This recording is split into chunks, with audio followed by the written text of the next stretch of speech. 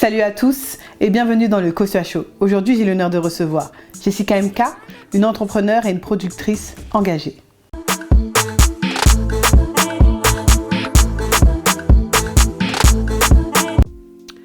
Comment ça va, Jessica? Ça va très bien, et toi, Ina? Ça va. Alors, je vais te laisser te présenter, nous dire d'où tu viens, ton parcours. Je veux savoir qui est Jessica. Très bien. Alors, je suis Jessica MK, je suis d'origine congolaise. L'âge d'une femme ne se dit pas forcément, donc je me tairai de mon âge. Je suis actuellement productrice et présentatrice du FF Talk Show. Je suis également maman d'une petite princesse qui s'appelle Talia. Voilà un peu pour mon petit parcours. Je ne vais pas rentrer en toute intimité. On connaît les gens sur Internet. Alors, parle-nous de ton parcours professionnel, c'est-à-dire comment tu es devenue animatrice, comment ça se fait que maintenant tu produis. D'accord. Comment t'en es arrivée là? Alors, il y a à peu près 4-5 ans, j'ai eu la folle idée de produire une émission qui de base avait pour but de mettre en lumière des entrepreneurs femmes, donc ça s'appelait Fame Femmes, de mettre en lumière des entrepreneurs de partout dans le monde. Pourquoi? Parce que j'ai eu un parcours entrepreneurial en amont. J'ai vendu des mèches, ma marque de mèches s'appelait JKR et je m'étais lancée comme ça à ma majorité où j'ai commencé à vendre des mèches un peu autour de moi, mes copines, etc. Sans avoir de business plan, sans avoir de base dans l'entrepreneuriat. Et ça a été, on va dire, un échec pour moi parce que mon business ne s'est pas pérennisé. Donc j'ai décidé après de mettre en lumière des personnes qui avaient de l'expérience afin de partager leurs connaissances et faire croître les naissants entrepreneurs. À la base, donc c'était une émission qui était dédiée uniquement aux femmes. J'ai créé une page sur Instagram où les femmes faisaient des lives, elles nous partageaient. On avait des femmes au Congo, en Algérie, un peu partout dans le monde, en France, mais d'origine divers et variés, et elles nous partageaient leur parcours entrepreneurial et elles donnaient des tips, etc. Et j'ai donc décidé par la suite de faire une émission qui serait autour de cette thématique-là, l'entrepreneuriat et la femme. Ensuite... Comment tu as basculé au divertissement alors? Ensuite, j'ai été dans une relation qui a fait que j'ai pas forcément pu lancer à ZAP mes projets, excusez-moi. Je suis après tombée enceinte, je suis devenue maman et en effet j'ai eu d'autres idées parce que je suis quelqu'un qui est vraiment... j'ai vraiment beaucoup d'idées, j'ai un sac d'idées comme ça là. Et j'ai décidé de pas forcément fermer mon émission à tout ce qui touchait l'entrepreneuriat. J'ai d'abord décidé de mettre que des femmes en lumière. Encore une fois, j'ai eu des petites galères dans ma vie, j'ai dû repousser mon projet. Et ensuite, quand j'ai eu à le retravailler, j'ai décidé d'ouvrir mon émission et d'en faire plutôt du divertissement et non pas forcément axé sur la femme. Voilà un peu l'histoire du FF Talk Show qui est le Fame Femme Talk Show. J'ai pas voulu changer le nom parce qu'il y avait déjà l'identité avait déjà été créée, j'avais déjà un petit public. Voilà un peu pour l'histoire de mon parcours en tant que productrice et après présentatrice. Comment, en tant qu'animatrice, tu arrives à gérer les débats sans émotion, sans trop d'émotion, on va dire? Comment toi, tu arrives à rester neutre face à des débats houleux ou peut-être poignants? Si tu dis ça, c'est que tu n'as pas regardé toutes nos émissions. Donc moi je sais que souvent les téléspectateurs ils disent que je suis pas du tout neutre, que je me perds dans les débats. Néanmoins je fais des efforts, hein, mais c'est vrai que c'est très compliqué parce que aujourd'hui le FF Talk Show, les invités qui soient ponctuels ou permanents, on est devenu une petite famille, un petit noyau, donc c'est vrai que j'ai l'impression que je suis chez moi dans mon salon, donc je donne des fois mon avis. C'est vrai qu'après le côté ah mince, ouais non là t'es la présentatrice, tu dois pas forcément donner ton avis, donc c'est difficile, mais avec on va dire les critiques constructives des téléspectateurs, je me bonifie. Ok. Comment tu choisis tes sujets? Alors, comment je choisis mes sujets? J'ai une superbe équipe avec qui je travaille à la coordination, je ne sais pas si je peux dire leur nom, à la coordination Patou Maswaku, Maëva Malemo, Eran Gregoria qui est mon binôme, j'ai à la com Jonathan, j'ai à la trésor Gaëtan, et c'est une équipe qui travaille de manière permanente à emmener des sujets, etc. etc. Je ramène aussi quelques sujets, mais c'est vrai que c'est mon équipe qui travaille pour la plus grosse partie des choix de ces sujets. D'accord. Est-ce que tu penses que tes sujets ramènent un impact positif ou négatif au niveau de la société? Sans vouloir être prétentieuse, sans vouloir être prétentieuse, et en regardant les feedbacks de notre public, on voit que, étant donné que les sujets sont traités d'une manière on va dire à la cool, les gens ont tendance à mieux comprendre. C'est moins formel, donc les gens, je dirais que ça a tendance à plus impacter, étant donné que la manière dont le sujet est traité est fait de manière plus relaxante. Donc je pense que ça impacte quand même nos téléspectateurs. Est-ce que tu penses maintenant, à l'heure actuelle, faire partie des images, des futurs modèles de la communauté noire en France? Ah non, non, pas encore. Je suis quelqu'un de très humble, donc je ne me placerai pas à cette échelle aujourd'hui ni demain, mais je dirais peut-être, j'attendrai peut-être les feedbacks des gens qui le pensent. Mais moi, est-ce que c'est un souhait? Un souhait impacté? Oui. Non, de devenir un modèle? C'est une charge, donc un souhait, non. Si mon parcours fait que je deviens un modèle, pourquoi pas, j'embrasserai ce statut. Dans le cas contraire, je trouve que c'est une grosse charge, parce qu'on n'a pas droit à l'erreur quand on est un modèle. Donc si mon parcours fait que je deviens un modèle, why not? J'embrasse, mais j'irai pas chercher à être un modèle. D'accord. On va passer maintenant à la question qui fâche. Alors, pour la question qui fâche, on sait tous le buzz qu'il y a eu autour de ton talk show. Comment tu as réagi face au buzz? Surtout que tu savais que c'était un teaser. On sait tous que c'est un teaser, déjà. Comment toi, tu l'as pris? Comment tu as vu la sauce monter? Comment tu étais? En première position, en amont dans l'émission, je disais que j'étais maman. Donc j'ai d'abord eu de l'empathie pour les personnes qui ont été directement visées, pour les familles qui ont été lynchées, pour les personnes qui ont été agressées verbalement ou physiquement. Donc c'est vrai que j'étais dans une posture où j'étais pas forcément bien, parce que c'était à ma charge en fait. C'était à ma charge, je produis. En plus d'être présentatrice, excusez-moi, je produis. Donc c'est vrai que la posture que j'avais était assez délicate, et j'étais obligée de trouver une solution, d'essayer d'être au four et au moulin, parce que voilà, derrière, des familles ont été bousculées, des vies de couple ont été également bousculées, des vies de famille, des vies de fraternelles, etc., etc. Donc c'était assez compliqué.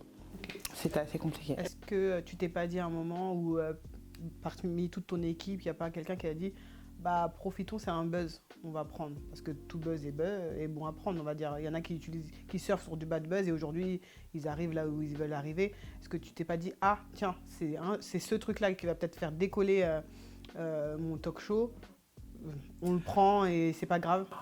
Non, pas du tout. D'ailleurs, ça va être la première fois que j'en parle au COSWA Show, donc c'est une exclusivité.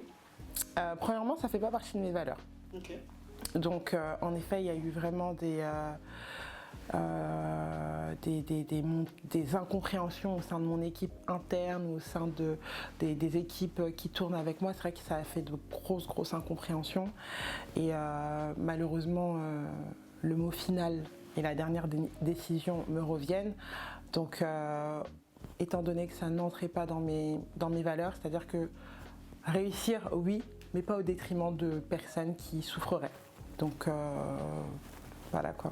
Ok. Et du coup, pourquoi t'as pas décidé de quand même sortir la vidéo en entier?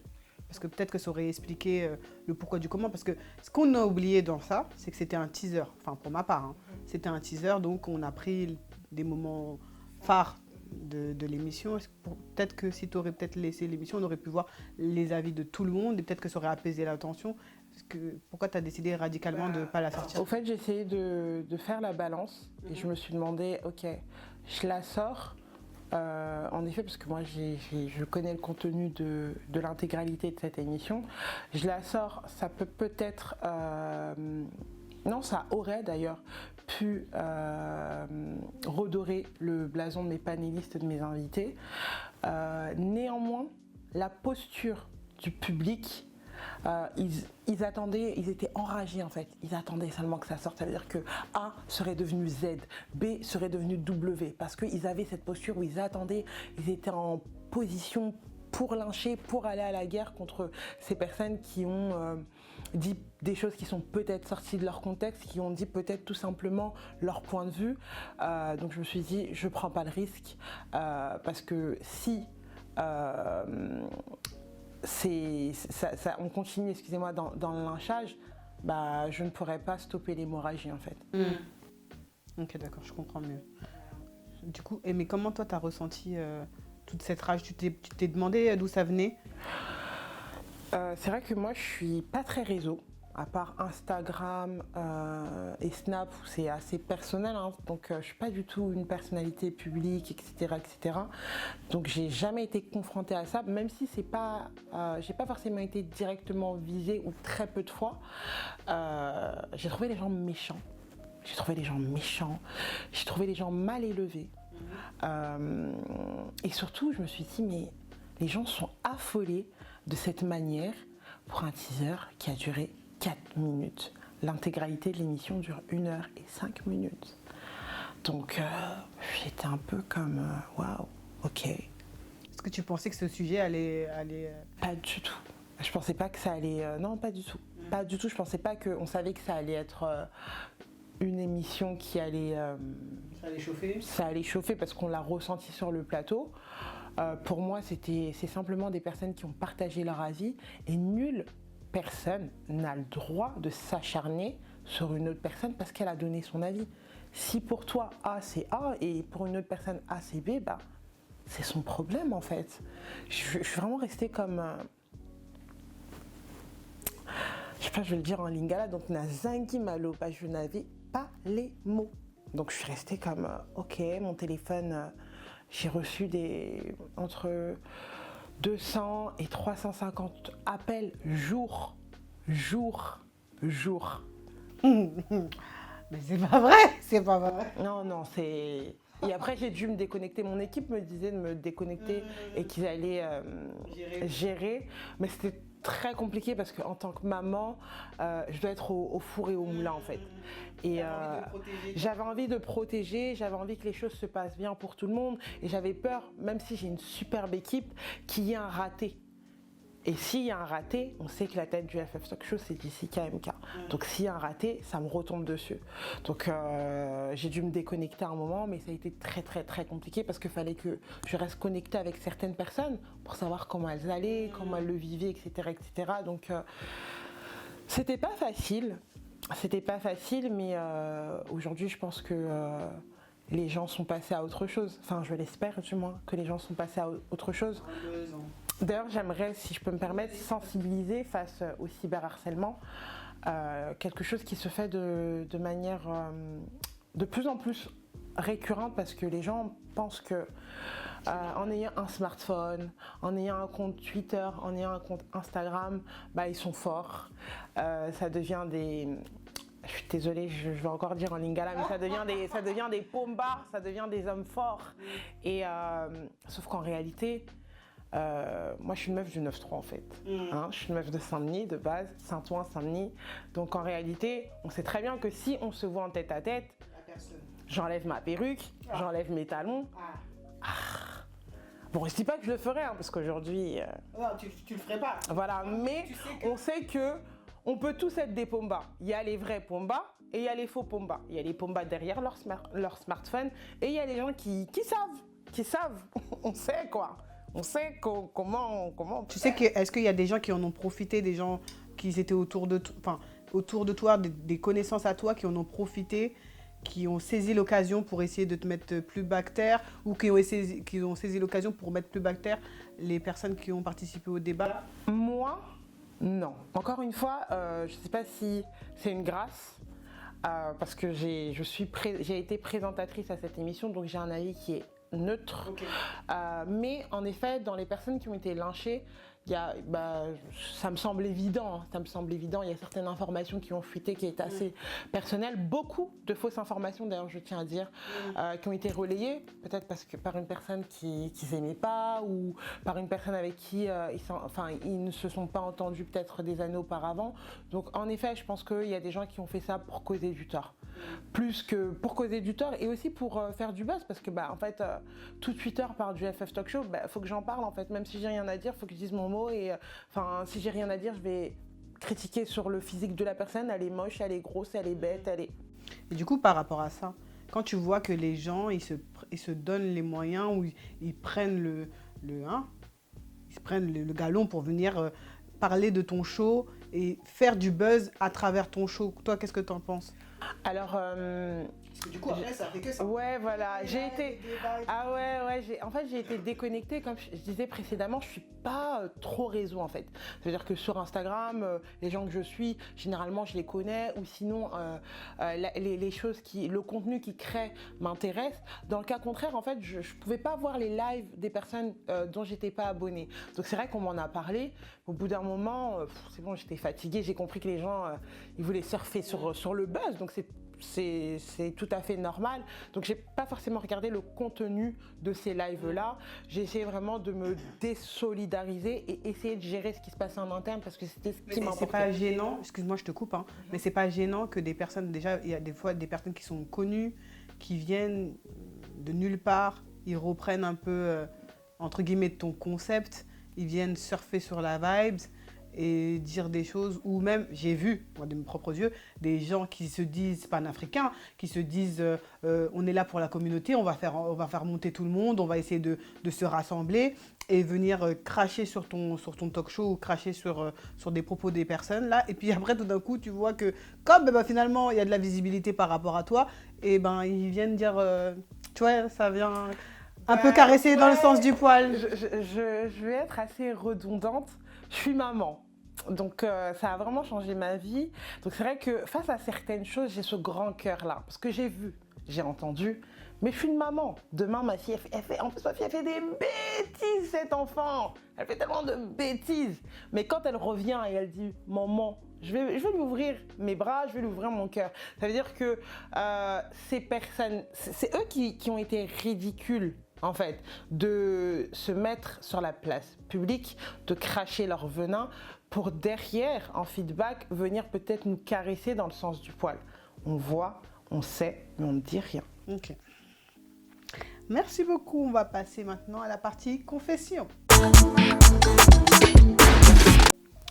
Alors, pour la confession, quel est le témoignage qui t'a le plus touché parmi tous les invités qui sont passés dans ton émission? Alors tous.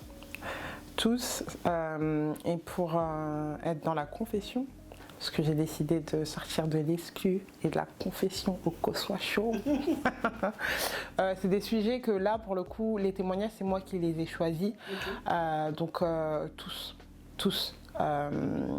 J'ai été émue et touchée par tous les témoignages, par toutes ces femmes fortes. Donc je pourrais pas te dire qu'il y en a un que je préfère. Non, tous. Ok. Est-ce qu'il y a des histoires qui sont en rapport avec toi, ou aucun rapport, c'est des choses que tu as envie de combattre juste parce que tu as envie de combattre, ou il y a des liens avec toi qui fait que tu as envie de mettre ces sujets en avant? C'est vrai qu'il y a eu des sujets qui ont été qui ont un peu frôlé ce que j'ai pu vivre. Donc en effet, dont les relations toxiques, et encore en exclusivité que ce soit chaud, les violences conjugales et consorts. Donc c'est vrai que c'est des sujets où j'avais besoin d'avoir des femmes qui avait des bonnes voix pour porter ce message-là. Parce que ma voix, en tout cas, au moment T, était petite. Donc ouais, d'ailleurs, si je peux me permettre, je félicite Déborah Larraine, Niki Ngila. On avait aussi Assa Djelou, notre superbe thérapeute, et Maître Moyal, qui est avocate en droit des affaires de famille. Je peux me tromper, je ne suis pas du tout calée en droit, mais en effet, donc, dans cette émission qui touchait les relations toxiques et les violences conjugales, c'est vrai que ça a un peu frôlé mon histoire.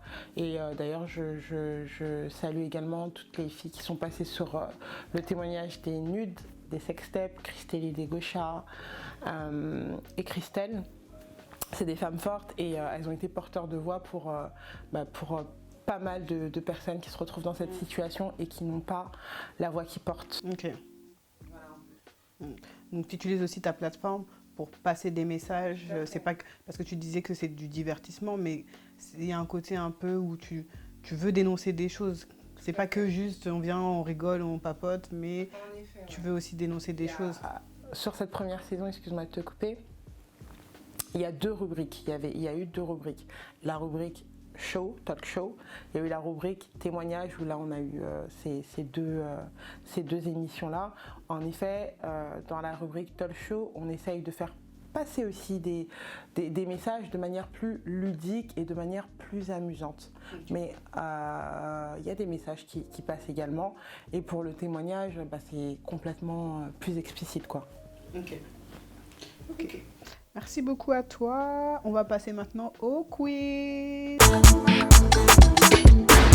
C'est parti pour le quiz. Ça va, t'es prête? Ready. Ok. Tu vas me dire qui a chanté cette chanson.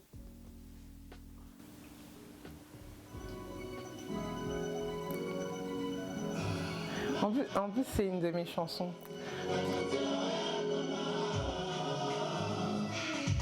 L'amour n'existe pas. Il n'existe que des preuves d'amour.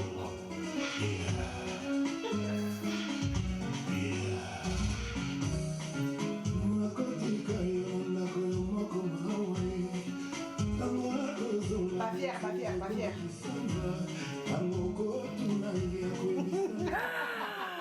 C'est bien évidemment Koffi Olomidé. Même si je ne suis pas du tout de la team Quartier Latin et plutôt de la team Wenge, et j'appuie et j'encourage notre artiste Werason, mais je sais que c'est Koffi Olomidé. Ok. Pour la prochaine question, ça sera le quiz culinaire. Donc, qu'est-ce que le chikwang? Le chikwang, c'est du manioc. J'en mange pas. J'aime pas. Non, j'aime pas. Je mange d'ailleurs ni de chikwang ni de semoule. C'est que du riz et... Et foufou? Bah non, le foufou c'est la semoule, du riz et on va dire des bananes plantains. Ok. On va passer au quiz culturel. Quelles sont les principales villes du Congo? Les principales villes, je dirais Kinshasa. Je suis originaire du Bandundu, donc je dirais Kikwiti et Lubumbashi. D'ailleurs, une ville que j'aimerais connaître parce que j'y ai jamais été. Ok. Bah merci à toi. C'était un sans faute. Franchement, c'était vraiment rapide, c'était clair, net et précis. Oui, je m'y connais. Elle connaît. Elle a dit. Elle vient du 9-3, elle blague pas. C'est vous pensez qu'elle blague. Vous la voyez comme ça. Elle blague pas. On va passer maintenant au débat. Alors, ma question pour le débat, ça sera comment tu perçois la communauté congolaise en France aujourd'hui? Bon, ça c'est une question qui peut me créer des problèmes. Je dirais que je suis ghanéenne, j'aime beaucoup les Ghanéens, mais le linge sale se lave en famille. Donc je ne dirais pas devant la caméra. Ah oui. Pour me mettre dans la sauce. Never. C'est pas te mettre dans la sauce, c'est juste comment vous évoluez actuellement. Est-ce que vous vous sentez plus soudés? Non? Elle veut même pas dire à vous. Tu sens pas qu'il y a plus de soutien entre le Congo? Je ne veux pas que mes dires soient mal interprétés. Ah ouais, donc c'est sensible quand même. Non, je dirais pas forcément ça, mais on sait jamais. Aujourd'hui sur Internet, on voit comment les choses vont très vite. Et vraiment, je me désolidarise de cette question. J'aime beaucoup mon pays, mais je me désolidarise de cette question. Je ne donnerai pas mon avis. Le linge sale, c'est lave en famille. C'est propre au Congo là-bas ou propre en France? Non, au Congo là-bas. Bon, malheureusement, on n'aura pas la question. On n'aura pas la question. C'est pas grave. En tout cas, merci beaucoup d'avoir accepté l'interview. Merci à toi, merci à toi. Maintenant, on va passer au tirage au sort. D'accord. Donc, je t'explique pourquoi il y a un tirage au sort. D'accord, explique-moi. Cette semaine, pendant toute la semaine, j'ai partagé un jeu concours où les personnes devaient partager le jeu concours. Comme ça, ils allaient gagner un des lots qui en faisait partie. Seulement si l'invité que je recevais dans mon émission, le Cossu à chaud, réussissait. Et comme tu as répondu à toutes les questions correctement, tu as tout trouvé, eh ben, je permets à une personne de gagner. Ah d'accord, mais c'est pas moi qui gagne, c'est moi qui réponds et celui qui gagne. D'accord. Tu es gentil. Ouais. C'est ça l'esprit FF Talk. Voilà. Alors, je vais prendre celui-ci. Alors, je dis le prénom du coup à haute voix. C'est Silly. Félicitations à toi, Silly. Je ne sais pas si tu es un homme ou une femme. Bah, félicitations à toi, Silly. Voilà. Félicitations. Donc, faut bien venir chercher vos lots. Hein. Voilà. Ensuite, je remercie Madame de Unique Crown qui m'a sublimé aujourd'hui. La coiffure. Je ne cesse de parler de ça. Je cesse de vous dire, vous me demandez. Ces femmes de Unique Touch.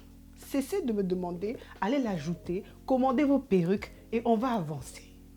Voilà, c'est simple. N'oubliez pas d'aller prendre vos jus de gingembre chez Just Winnie, le Ginger Flame. Comme ça, vous allez travailler chez vous correctement. Surtout les garçons. N'oubliez pas. Voilà. En tout cas, est-ce que tu as des actus en ce moment? T'es déstabilisante, hein. Elle est complètement crazy. Donc en actu, je vais pas en avoir là de manière spontanée. Ce que je vais vous demander de faire, c'est de vous abonner à notre chaîne YouTube FF Talk Show, sur Twitter FF Talk Show, sur Instagram FF Talk Show, sur Facebook FF Talk Show et vous serez donc tenus au courant de nos actualités. Si je peux remercier les personnes qui m'ont sublimé. Qu'est-ce qu'il faut remercier? Du coup, je remercie Chloé Defer, les mains en or, qui m'a donc sublimée, Beauty Row, qui a donc confectionné et posé cette wig, continue à faire du bon boulot, et pour toutes les personnes qui veulent être aussi jolies que moi, vous savez qu'est-ce qu'il vous reste à faire. Voilà. Vous avez le choix, donc choisissez et ne fatiguez pas. Voilà. Tout à fait. Voilà. N'oubliez pas, hein, allez vous abonner si vous voulez voir les débats qui chauffent. Vous allez là-bas. Il ne faut pas oublier aussi de venir chez moi. Vous abonner aussi. Ça fait pas des balles. Massivement. Et d'ailleurs, je te donne de la force. Merci beaucoup. Parce que vraiment, ma présence sur ce plateau, c'est vraiment pour dire qu'en réalité, on peut faire les mêmes choses, on peut avoir les mêmes centres d'intérêt, mais c'est de s'aider. Et en venant sur ce plateau, c'est ce que j'ai fait. Et je t'encourage, je te donne toute la force du monde. Le FF Talk Show t'envoie 100 000 bonnes ondes et on prie pour toi parce que nous, on est toujours dans le Seigneur, même si tu m'as fait écouter du Kofi. Hein, parce que mon pasteur, il va voir après. Dis en haut, il voit, mais il connaît mon cœur. Voilà tout. Merci beaucoup. Et puis peut-être vous allez me trouver aussi là-bas. Hein. Pourquoi pas? Moi, tu sais, d'ailleurs, que je t'invite. Il n'y a pas de souci. J'arrive là-bas. L'équipe de la prod. J'arrive là-bas. Je vais dire un peu mes petits mots. Le gars arrive là-bas. Franchement, il n'y a pas de souci. C'est vrai. Et d'ailleurs, je tiens à préciser quelque chose. Les gens ont l'impression que le FF Talk Show, c'est une émission qui est 100% pour les Congolais. Oui. Non, pas du tout. Le FF Talk Show, c'est une émission qui a pour cible l'Afrique francophone, parce que moi, je ne parle pas anglais. Bon, tu es ghanéenne, mais tu fais partie de l'Afrique anglophone, mais tu parles français, mais c'est vraiment pour toute l'Afrique. Et non pas que pour les Congolais. C'est vrai que je suis congolaise. J'aime beaucoup trop mon pays, mais c'est une émission qui est ouverte à toutes les origines d'Afrique. Merci à toi pour cette précision. Voilà, à bientôt dans le Kosua Show.